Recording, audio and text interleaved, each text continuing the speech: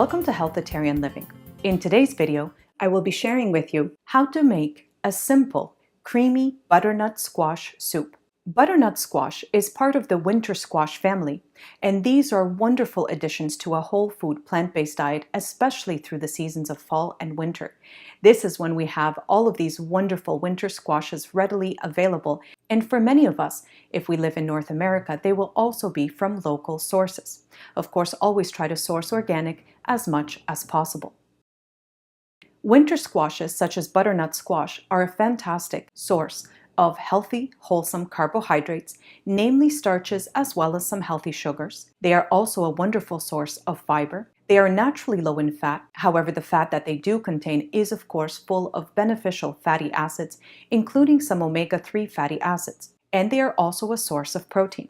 Of course, being this beautiful color, they are rich in various healing and protective phytonutrients and antioxidants, and offer us a wide array of vitamins and minerals.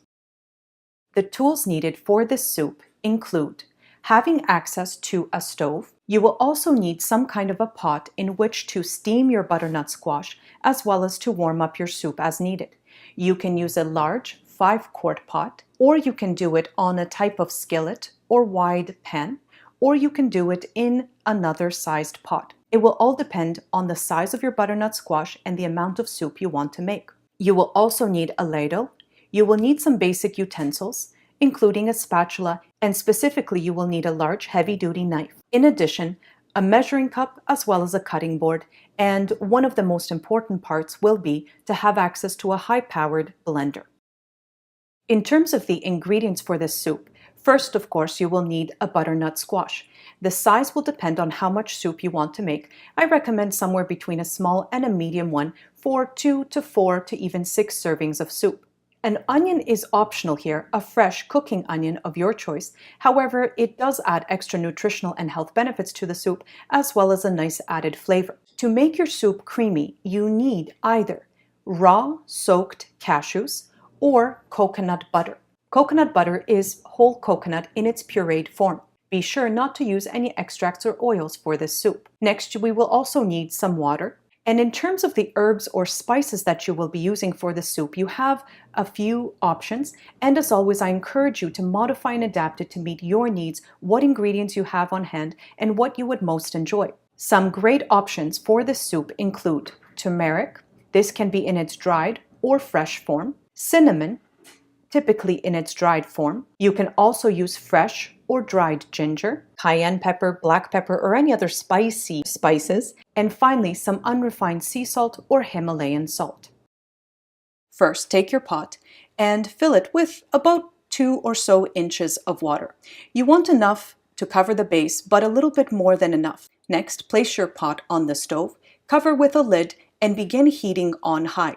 Take your butternut squash and wash it thoroughly. We are now ready to start cutting the butternut squash. Do note that winter squashes are very hard in texture, and this actually makes them quite difficult to cut. As mentioned in the tools section, make sure you have a heavy-duty knife and be extra careful and cautious with how you are holding your squash and how you are going to cut it. Always try to cut your butternut squash with the flat ends down. This will make it safer and easier for you. I recommend cutting the thick base off first, and then proceeding to cut off any parts of the top, and then sectioning it down into quarters. Once you have the open seed part, scoop out the seeds into your compost bowl. Once you finish cutting the butternut squash, you are ready to place it into your water. By this time, your water should be boiling. Carefully open the lid, lower the heat down to simmer, and start placing your butternut squash. I recommend skin down. Once you have your butternut squash in the pot, cover it back up with the lid, and you can continue cooking on low, which is simmer. This will take about 20 to 25 minutes, or you can turn up the heat roughly to medium, and this will take about 15 minutes to steam the butternut squash. Be sure to set your timer, as this will ensure that you don't overcook or undercook your butternut squash. Now proceed to peel and cut up your onion. To peel the onion, it's generally a good idea to trim off the ends, then remove the skin, and then simply you need to quarter the onion. Place it on top of the butternut squash for steaming. Once your timer goes off, carefully open the lid and test your butternut squash with a fork. The fork should easily go in. Assuming that it is done, turn off the stove and remove the butternut squash from the hot surface. At this point, you have a few options. You can remove the skin off the butternut squash, cutting them into smaller pieces and then slicing with a knife along the edges thinly to just remove the skin surface. Or you can simply use them as they are with the skin intact. This is especially great if you are using an organic butternut squash. Place all of the butternut squash and the onion as well as all of the water from the pot into your blender. Add at this point your coconut butter or your cashews. For a small to medium butternut squash, and depending on how creamy you'd like your soup, use anywhere from as little as 1/4 cup to 1/2 cup to even 1 cup of the coconut butter or your soaked cashews. When it comes to your salt, you can sprinkle in a small amount or measure out on a teaspoon about 1/4 to 1/2 teaspoon of your salt. For this version of the soup, I'm going to be using some cinnamon. For your cinnamon, you can be more liberal, especially if you enjoy the flavor of cinnamon. This adds some more wonderful antioxidants and phytonutrients and adds such a wonderful flavor to the soup. For this version, I'm also going to be using some dried turmeric powder. With turmeric, you have to be a little bit more conservative, and so usually about 1/4 to 1/2 teaspoon is all you need. Now, these are going to be the only additions I'm going to be adding to today's version of the soup to have a nice, mild, almost like a sweeter flavor. However, should you choose to have a spicy tone to it, then by all means you can use some spicy peppers as well. Finally, we need to add our water. Now, depending on the size of your butternut squash and how much water you had in your pot, you can use as much as 1 to 2 cups of water. This will also depend on how thick or runny you would like your soup.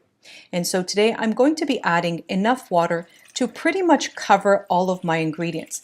And that is usually a good consistency. At this time, you are ready to cover your blender and blend all your ingredients on high until a smooth, creamy consistency results.